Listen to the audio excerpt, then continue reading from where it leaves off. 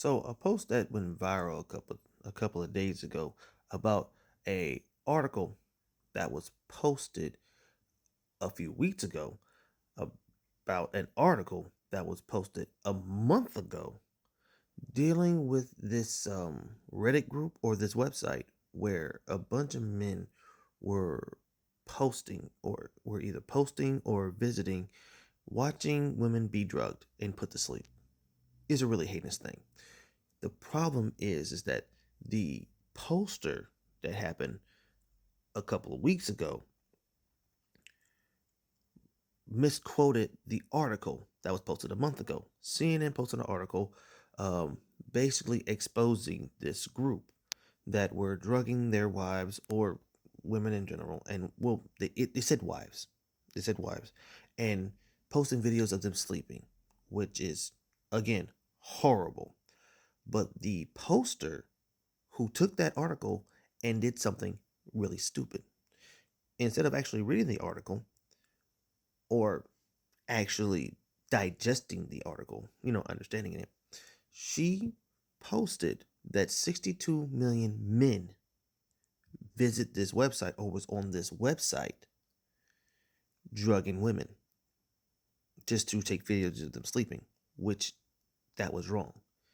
It is a website and they were men, but they had 62 million hits and visits.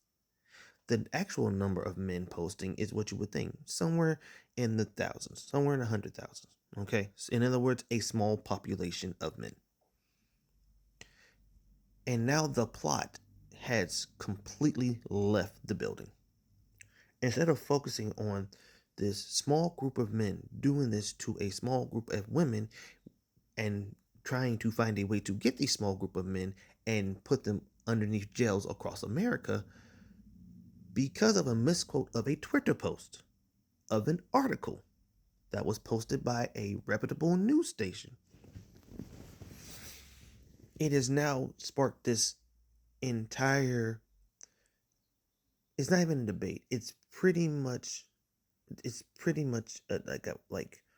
a management. It's a crisis management right now. Okay? Where it takes away from the actual article's point is that there's this website that men are going on that allows them to post videos or watch videos of women being violated. That on that same website there are men who are sending drugs so these men can drug their women and post these videos. That's completely lost because one poster didn't do her due diligence, and yes, it was a her. And instead of saying views or hits or whatever the actual article posts, she said men. 62 million men. That is this United States nation, okay, of men, plus that of Mexico and Venezuela.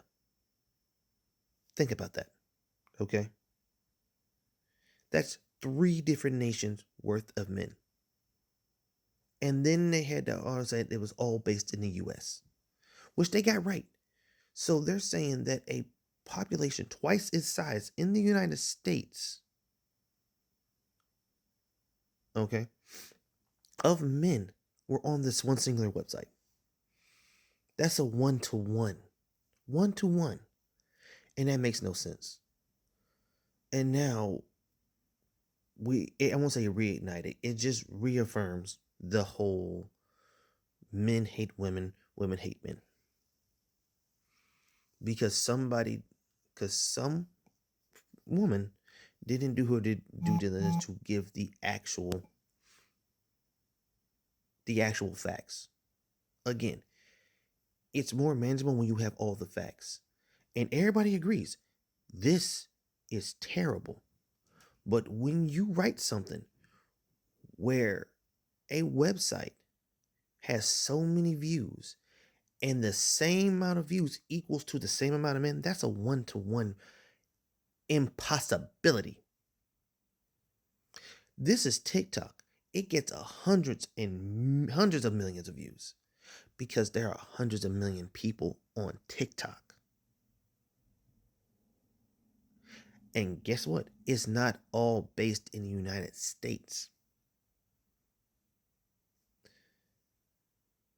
It's one thing to inform people about dangers that goes on in our world.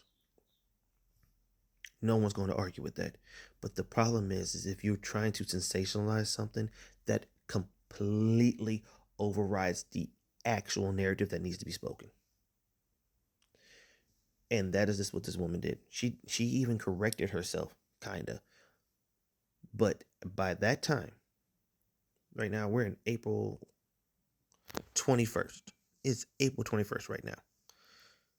And it's already gone viral a multitude of times. Instead of focusing on there's this website where bad people are doing bad things and it needs to be shut down and these people need to be brought to justice. No. Because they wanted to say it was a 1-to-1 thing, now all men are implicated. This reminds me of the whole Justin Fairfax thing and how people saw him spiraling and what he was going through. But because he did a heinous act in killing his wife, all black men are implicated. Most of us didn't know who Justin Fairfax was. Most of us wasn't in contact with Justin Fairfax. But so how are all we? No one knew that he was going to do that. All that information came out after the tragedy. So how are all black men responsible for one black man's heinous act? And that's the problem. Instead of focusing and letting blame sit on those who did the wrong, everybody, every man has to take the brunt of it because of us being unaware. And that's how sensationalism, propaganda, distrust, misinformation gets spread out. And we really need to stop doing this. We really need to stop doing this. Let the blame fall on those who did the wrong. Just get all the information before we make assumptions. Because if we're going to have a more peaceful society, or at least manage risks better, we can't sensationalize. Oh, we can't sensationalize stuff. We can't. We can't.